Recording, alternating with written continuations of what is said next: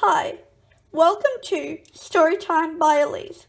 Today I'm going to be reading Possum Magic by Mem Fox and Julia Viers. Once upon a time, but not very long ago, deep in the Australian bush lived two possums. Their names were Hush and Grandma Poss. Grandma Poss made bush magic. She made wombats blue and kookaburras pink. She made dingoes smile and emus shrink. But the best magic of all was the magic that made Hush invisible. What adventures Hush had! Because she couldn't be seen, she could be squashed by koalas. Because she couldn't be seen, she could slide down kangaroos.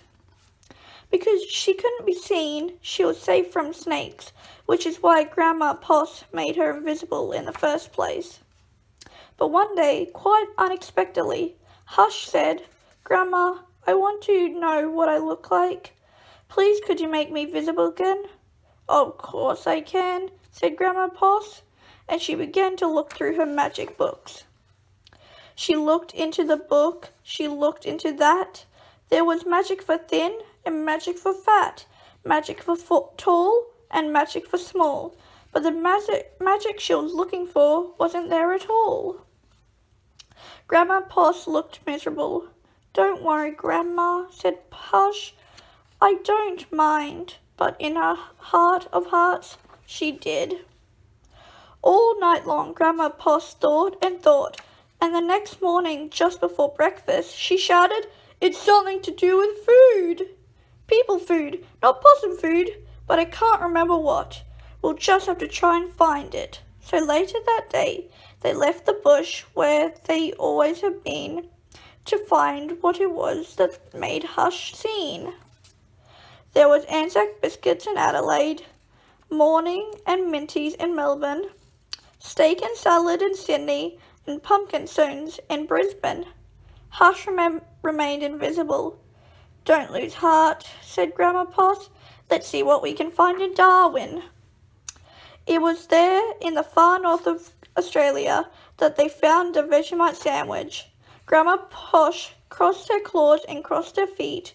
Hush breathed deeply and began to eat. "A tail! A tail!" shouted both possums at once, for there it was, a brand new visible tail. Later on a beach in Perth, they ate a piece of pavlova. Hush's legs appeared, so did her body. "You look wonderful, you precious possum," said Grandma Posh. "Next stop, Tasmania," and over the sea they went. In Hobart, late one night in the kitchen of the casino, they saw a lamington on a plate. Hush closed her eyes and nibbled. Grandma Posh held her breath and waited.